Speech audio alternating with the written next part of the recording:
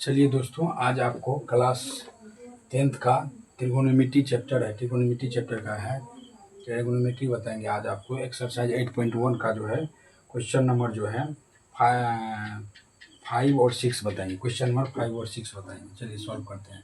Question number 5 में है sec theta बराबर आपको दिया हुआ है 13/12। इसका जो है अन्य सभी त्रिकोणमितीय अनुपात को ज्ञात करना है। ठीक है, चलिए इसको एगो दिया हुआ है, इसको लिखते हैं। पहले सबसे पहले हम इसको ये लिख लेते हैं, पहले इसका सभी लिख लेते हैं, सभी फॉर्म लिख लेते हैं। Sine theta, cos theta, sine cos, उसके बाद टेन थीटा। ठीक है, tan theta, sine cos tan, sine का उल्टा हो गया कॉसेक, साइन का उल्टा हो गया कॉसेक, कॉस का उल्टा हो गया सेक, और टेन का उल्टा क्या हो गया कॉट, टेन का उल्टा क्या हो गया कॉट थीटा, टेन का उल्टा क्या हो गया कॉट थीटा। अब देखिए साइन थीटा बराबर क्या होता है P/H, साइन थीटा बराबर P/H, कॉस थीटा बराबर B/H, टेन थीटा बराबर P/B। ठीक है, अब इसी का उल्टा कर लेते हैं। साइन का उल्टा क्या हो जाएगा कॉसेक, H/P। ठीक है, इसी का हो जाएगा H/B, H/B, H/B। ठीक है, अब देखिए कॉट का क्या हो जाएगा B/P। ठीक है, इतना बात याद। इसी का आपको वैल्यू निकालना है। ये वो इसमें दिया हुआ है, कौन दिया हुआ है सेक थीटा। तो सेक थीटा क्या हो गया H/B। अब लिखिए, अब जो है आप एक समकोण त्रिभुज बनाइए। समकोण त्रिभुज बन गया, ये 90 डिग्री हो गया। अब देखिए सवाल में कह रहा है ऑल त्रिकोणमितीय अनुपात ज्ञात करने के लिए। ठीक है, इसमें क्या करेंगे आप, अब देखिए यहाँ जो है आपको ए मान, पहले भुजा मान लेते हैं ABC। ठीक है, थीटा यहाँ रख लेते हैं, साइन थीटा यानी सेक थीटा। सेक थीटा बराबर क्या होता है, सेक थीटा बराबर, सेक थीटा यहाँ रखे ना, तो थीटा के सामने परपेंडिकुलर, थीटा के सामने परपेंडिकुलर, थीटा उठात को मिला पागल, यानी P पर परपेंडिकुलर या पागल भी बोल सकता है। ठीक है, चलिए अब इसको जो है यानी सेक थीटा बराबर क्या हो जाएगा H/P। H मतलब ये हो जाएगा नीचे वाला बेस, सामने वाला परपेंडिकुलर, वो और तिरछा जो रहेगा भुजा वो क्या हो जाएगा हाइपोटेन्यूज, यानी 13 हो गया H/B। बी नीचे वाला बेस हो गया। ठीक है, बेस का मान कितना दिया है 12। कितना दिया है, बेस का मान कितना दिया हुआ है 12। अब इसमें जो हाइपोटेन्यूज यानी कर्ण और आधार दिया है, अब लंब निकालना है। तो आपको यहाँ लिखिएगा पाइथागोरस प्रमेय से, पाइथागोरस प्रमेय से। ठीक है, अब देखिए पाइथागोरस प्रमेय क्या होता है, यानी AB स्क्वायर यानी लंब स्क्वायर बराबर हो जाएगा कर्ण स्क्वायर, यानी लंब स्क्वायर बराबर क्या हो जाएगा AC स्क्वायर, यानी कर्ण स्क्वायर माइनस आधार स्क्वायर, कर्ण स्क्वायर माइनस आधार स्क्वायर। आधार का मान, भुजा का नाम क्या है BC स्क्वायर। ठीक है, तो AB अगर आप रूट स्क्वायर हटाएगा तो किस में आ जाएगा रूट में, यानी AC square minus BC square हो जाएगा। अब देखिए AB बराबर क्या हो जाएगा, AC का वैल्यू कितना दिया हुआ है, AC का वैल्यू 13 का स्क्वायर और BC का वैल्यू कितना दिया है 12 का स्क्वायर। अब इसको निकालिएगा, AB बराबर क्या हो जाएगा 169, 13 का स्क्वायर 169, 12 का 144। अब जो है AB बराबर क्या हो जाएगा 25, कितना हो जाएगा 25, 25 का वर्गमूल निकालिएगा तो AB बराबर 5, कितना निकल गया 5। वैसे ट्रिपलेट होता है 5 12 13, जैसे 3 4 5 होता है ना, उसी तरह 5 12 13 ट्रिपलेट होता है। ये आपको निकल गया।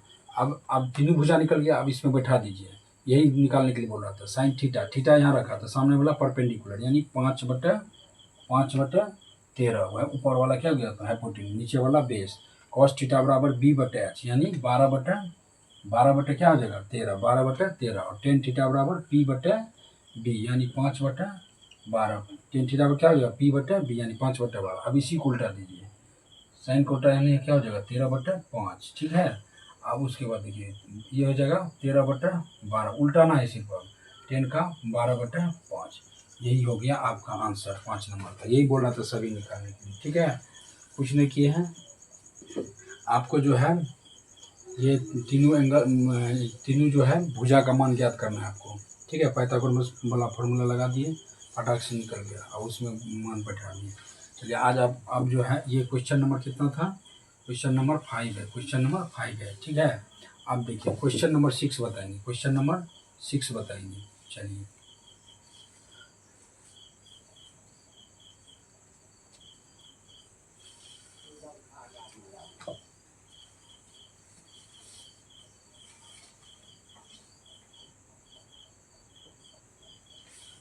क्वेश्चन नंबर जो है क्वेश्चन नंबर 6 बताते हैं।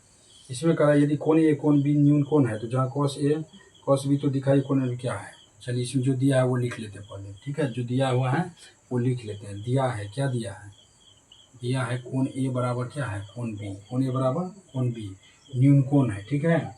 जहाँ जहाँ कोण ए बराबर कोण बी हो गया, जहाँ कोण बी न्यून कोण है, क्या है? न्यून कोण है, ठीक है, न्यून कोण है। जहाँ क्या दिया है? कॉस ए बराबर क्या दिया है? कॉस बी, ठीक है। सिद्ध करना है, क्या करना है? सिद्ध करना है, क्या करना है? सिद्ध करना है। सिद्ध करना है, क्या करना है? सिद्ध करना है कोण ए बराबर कोण बी। कोण ए बराबर क्या है? कोण बी, यही सिद्ध करना है आपको, ठीक है। चलिए लिखेंगे, पहले एक समकोण त्रिभुज बना लेते हैं, ठीक है। अब देखिए न्यून कोण बोल रहा है तो 90 डिग्री से कम होगा, ठीक है। तो कोण ए और कोण बी न्यून कोण बोल रहा है ना, तो यहाँ जो है कोण ए और कोण बी न्यून कोण, ये वाला तो 90 डिग्री हो जाएगा, ये समकोण हो जाएगा। न्यून कोण 90 से कम होगा, तो इसलिए यही दोनों भुजा जो है आपको ये न्यून कोण में आएगा, ये नहीं आएगा। ये सी पॉइंट ये 90 डिग्री हो गया, ठीक है। तो कोण ए और कोण बी न्यून कोण हो गया, ठीक है।